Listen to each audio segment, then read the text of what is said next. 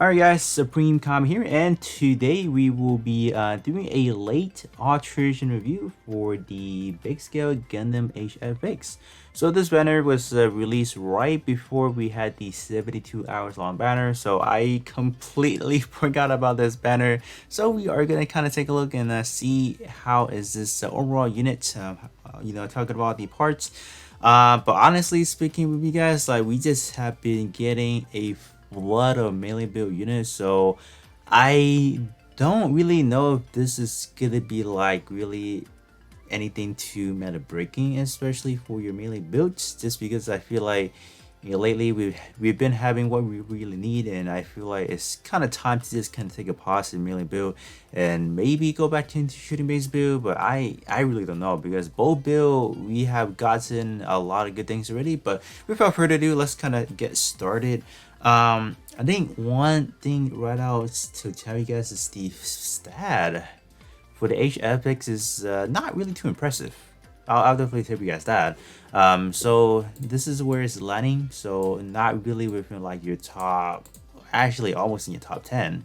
But it's not your highest, right? Typically you see newly released stuff being, high up in the list, but this one's not really. So so another thing I do want to point out is the fact that they did give this one a relatively high shooting attack as well, which is something I do complain a lot about, because if the part is supposed to be melee build, I don't really see a point to give a whole lot of shot stat, for example.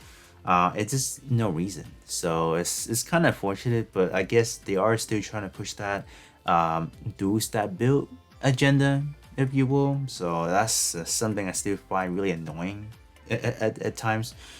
Portrait wise, it's not that bad. You have a double, both of them in terms of condition does require pro tag, so that's pretty easy to fulfill.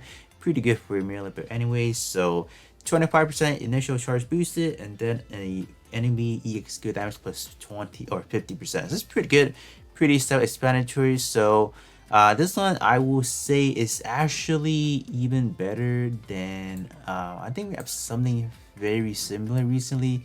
I would definitely say this one is better than your Exia Dark Matter, because the Exia Dark Matter, that one is actually for close combat as the condition, and then melee damage only, while this one is up to 50% and pro tag. So it's not that bad.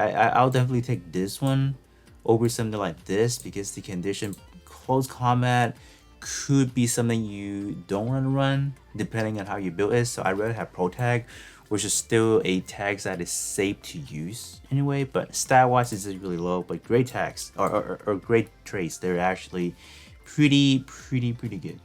If you guys do have the head part, I say go for it if you guys do not already have, let's say, EXQ or initial charge boosted. So if you don't have it, invest into this one, and then if you do have it, don't invest into it, because that is already fulfilled. Going over to the torso, style wise it's a pretty much gonna be on that really balanced type deal, which I don't really like, since like I said again, this is a supposedly a melee based unit, so there's really no point for them to pump out a really high amount of shot attack and shot defense. So quite weird. But as far as the torso, is it's still kind of high on the roster itself, so it's not really the end of the world into this one. But this one we have the FX burst mode. So this is your awakenable skill. So here's some of the other additional effects that's gonna be doing. Raising your speed by 20%, also raising your melee attack by 49%, raising your beam resistance by 39%, and also non-flinching for a set period of time. So it's actually quite a good amount of effects going on. But in terms of these one over here, it's really subjective as to whether or not you want to be using an awakenable EX skill, especially this one, because if you guys are popping the army EX skill, the burst slash, this one is counted as an awakenable EX already, so pretty much this one is gonna get cancelled out, or vice versa. So not really ideal. But if you are using two other EX skills that are not awakenable, then go ahead and use it. It's gonna be really beneficial. Other than that, this one, if you are investing into it, is simply for the stat, because it's pretty good. I would say pro tag, high mobility, so we are in a very good track. But if you're simply looking for things that may have a good portrait, this one honestly I would say no, because it's on EXP base. So I'll definitely say go ahead and invest to something else instead that is pretty much better, right? But overall, I don't really have too many opinions about Awakenable or just EXQ parts in general, because those are simply things that are more subject to you guys, whether or not you want to use them, because maybe you guys like it. I don't like it, but you guys may like it. So that's that. If you guys would put it, the investment, altering it, upgrading it, I would leave that into your own hands. Simply, I'm just gonna talk about the stats, where it kind of fall in between and stuff. Arms. How are the arms doing? Not too great. Stat wise, it's definitely going to be a little bit lower than what you might expect. We still have, it's still quite high on the roster. I'll definitely have to say, since we do have quite a lot of 7-star arms or parts in general nowadays. This one, the Burst Slash. So this one is going to be up to a SS minus EXP power, obviously, for the laps and giggles. This one is going to be recovering 48% of armor to your overall squad, and then 49% melee up to your squad, and then also raising the beam and physical resistance to your squad by 49%. So this one is packing everything. This one got healing, this one got attack up, this one have a resistance, so you name it. This one is good. So in terms of alteration, definitely leave it up to you guys, but I would say even the unalterated version sitting at 8 power should be sufficient enough to kind of clear or beat any event bosses possible. So simply alterating it is meant for the stats. So just kind of keep that in mind. I'll have to say it's not bad. Given the amount of power they're giving it, SS minus power is definitely really good. But like I said again, the stat on this one is not too crazy. Even if you're looking at a perspective of EXQ base, we have something that is even more powerful stat wise, attack wise maybe a little bit better. The Unicorn Luminous Crystal Body, I think that one is pretty much the same situation, just with a better stat overall. Alright, so coming down to your legs sections here, so this is what do we have. So not the highest stat possible, so just comparing to the old roster, it is among one of the higher ones, just not the best, right? This one does come with a C funnel, so this one is not really packing anything too spectacular. I believe this one is still the identical as the older attribute version, so nothing new. Simply this one, you are looking at the overall stat 8k. So what they have done, just talking about this once again more and more as we see this, they give you a really high offensive stat, they leave you with a really low shot defense or melee defense for this one, because they want to make it like a dual type build. So it seems that, oh, if you have this part, you can kind of run it as like a dual type or a shooting based build as well, because you do see a high shot attack as well. But I never like these, because given the active war tags that we have, it's a pro tag and a high firepower, it's just not really sufficient to make it into like a viable shooting based build. So it's pretty unfortunate over here. But simply speaking, if you guys are investing into this part right here, it's due to stats and then due to the pretty compatible war tag with just some of your generic melee tags overall, so not bad. But we definitely do have things that are better. So if you guys are trying to wait for something else, definitely do so, because they're just better things up top, and then some with better portrait and etc. So that's that. As far as the alteration investment into this one, I believe the C funnel may not be sitting at like a B power, right? So this one may probably need the alteration in order to function and hit hard. So this one, give or take, alterate it at the expense of you can do more damage. But overall, I don't think it's needed if your build has good portrait that supports it already. So that's that.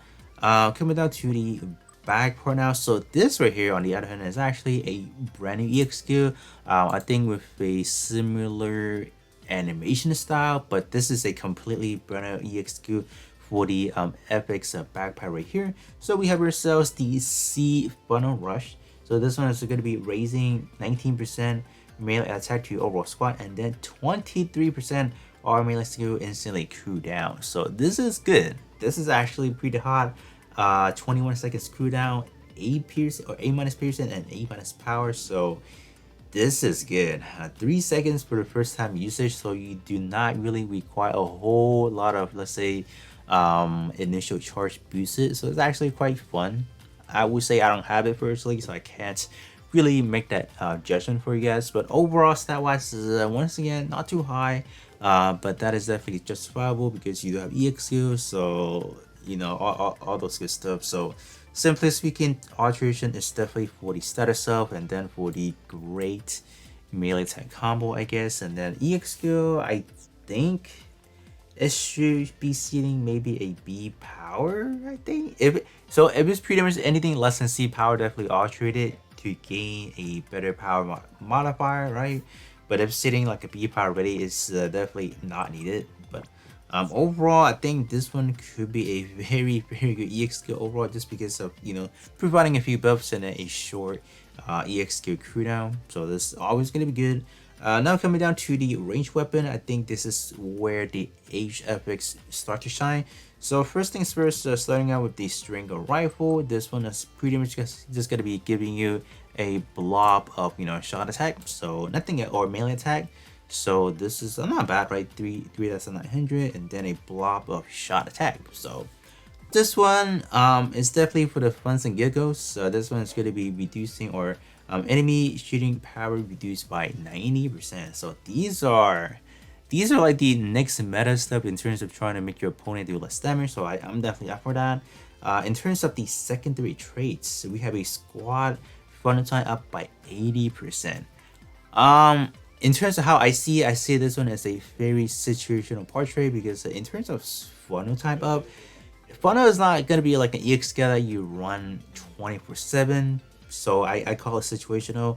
But there are times, especially I will say maybe crew multi-mission, where you do have to fight many waves of enemies. So I feel like having funnel up for like a longer duration could make the playtime a little bit more, you know, manageable, I would have to say. So, you know, it's gonna be autonomously shooting at enemies, so right, or hitting an enemy, whatever. So I feel like having a funnel time up could be a solution to collect your funnel type EX skill list. So that's cool, definitely up for that. Just a very situational thing, but it's still cool to have. Up next, we have the Daido Bazooka. So this one on the other hand is gonna be a purely offensive output. So we have a shooting or enemy EXQ damage plus 50%, and then an all enemy EXQ damage plus 40%. So this one is definitely a very outstanding portrait, but the condition is going to be bazooka. So I don't know how bazooka may play into this one, because in terms of the condition, there are so many different conditions that may require to use a certain ranged weapon. So this one locking to bazooka already means that in terms of your other 8 additional portrait or port slots, they cannot have anything that is ranged weapon related as their condition. So I think that is definitely the only downside factor for both the Stringer rifle and then the Daido bazooka. But other than that, this bazooka right here is packing a lot of heat, so which is actually pretty good. So overall, as for the HFX, I don't think it's bringing anything too new to the table overall. I think pretty much everything we've seen already. Just this one itself has a little bit of a lower stat compared to some of your other recently released, especially for the melee build. But if you do come down to the ranged weapon, I think they're definitely pretty good. They definitely do have their own playability, especially the Stringer rifle. So that's definitely the only thing I would just kind of say is positive about. Other than that, all the other things we have seen iteration of before, so not too impactful as far as do you really need it at the exact moment. But other than that, I feel like the HFX is gonna be like a really a unit that's probably overshadowed by some of the other recently released melee units. But other than that, do let me know how you guys actually did pull in this banner. Hopefully you guys did not, because if you guys did, that means you guys probably did not summon on the 72 hours long banner that came out last week. But other than that, that's pretty much what I have for you guys, and then I'll be catching you guys on the next one.